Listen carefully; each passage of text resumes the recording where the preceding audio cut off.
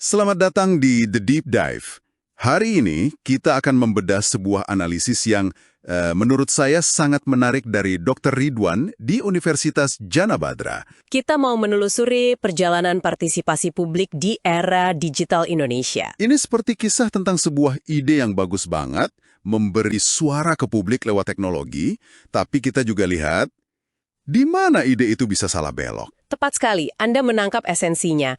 Analisis ini membingkainya sebagai pertarungan antara janji dan bahaya. Di satu sisi, ada janji efisiensi ekonomi yang luar biasa. Suara Anda bisa mencegah proyek sia-sia, bisa mengawal anggaran. Nah, di sisi lain, ada bahaya yang sangat nyata, di mana teknologi yang sama justru jadi alat pemecah belah. Oke, arena pertarungannya ini terjadi di mana saja? Analisis ini kan menyorot 3 kanal utama ya. Yang pertama, lapor.go.id. Terus terang, ini kedengarannya agak birokratis, mungkin sedikit membosankan. Tapi analisis ini justru menyebutnya tambang emas data. Kenapa bisa gitu? Nah, itu pertanyaan kuncinya. Media sosial itu memang keras, tapi lapor.go.id itu dalam. Disebut tambang emas karena datanya sangat terstruktur, sangat spesifik. Coba Anda bayangkan. Ribuan laporan lampu jalan mati, layanan lambat, semua tercatat. Oke. Ini data mentah yang tak ternilai untuk mengaudit kinerja birokrasi secara objektif. Sesuatu yang nggak akan kita dapatkan dari sekedar tagar yang lagi tren. Oke. Jadi lapor.go.id untuk data yang mendalam. Lalu, bagaimana dengan media sosial yang serba cepat itu? Pemerintah kan juga sangat aktif menggunakannya untuk sebar info program, seperti Bansos atau KUR. Betul. Disitulah letak kekuatan sekaligus, kelemahan yang paling ekstrim. Dalam hitungan jam, informasi soal KUR bisa menjangkau jutaan UMKM.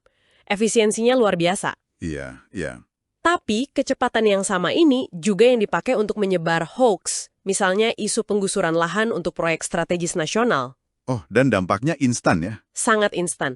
Keresahan sosial, penolakan proyek, dan biaya ekonominya langsung membengkak. Satu alat, dua hasil yang sangat berlawanan. Ini menarik. Lalu ada kanal ketiga, e-musrenbang.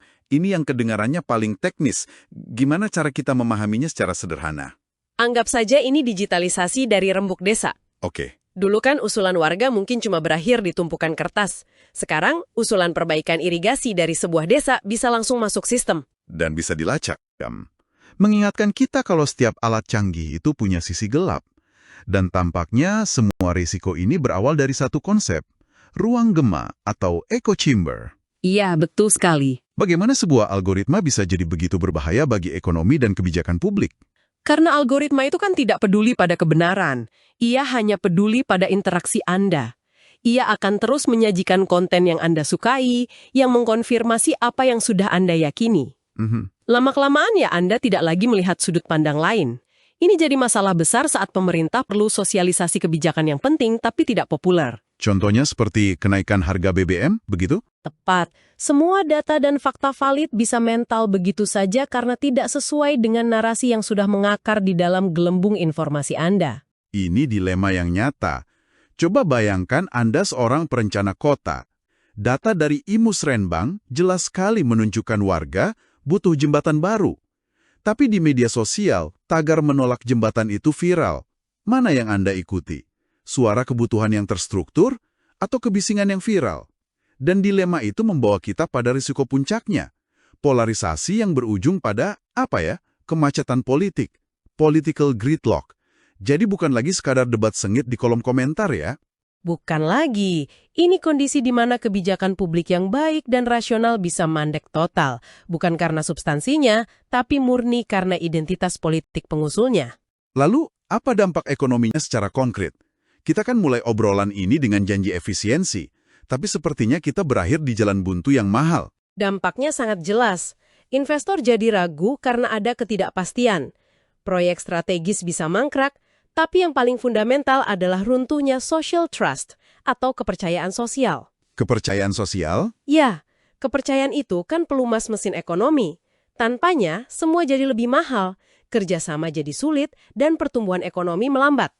Satu-satunya jalan keluar menurut analisis ini adalah disiplin kembali ke kebijakan berbasis bukti, evidence-based policy. Ini membawa kita pada sebuah pemikiran akhir untuk Anda. Sumber ini mungkin ditulis untuk mahasiswa ekonomi, tapi pesannya berlaku untuk kita semua. Pertanyaannya bukan lagi apakah kita harus berpartisipasi secara digital, tapi bagaimana cara kita melakukannya dengan benar. Dan ini pertanyaan yang penting untuk Anda renungkan. Saat Anda berinteraksi di kanal-kanal ini, apakah Anda secara tidak sadar hanya menambah kebisingan di dalam ruang gema Anda sendiri?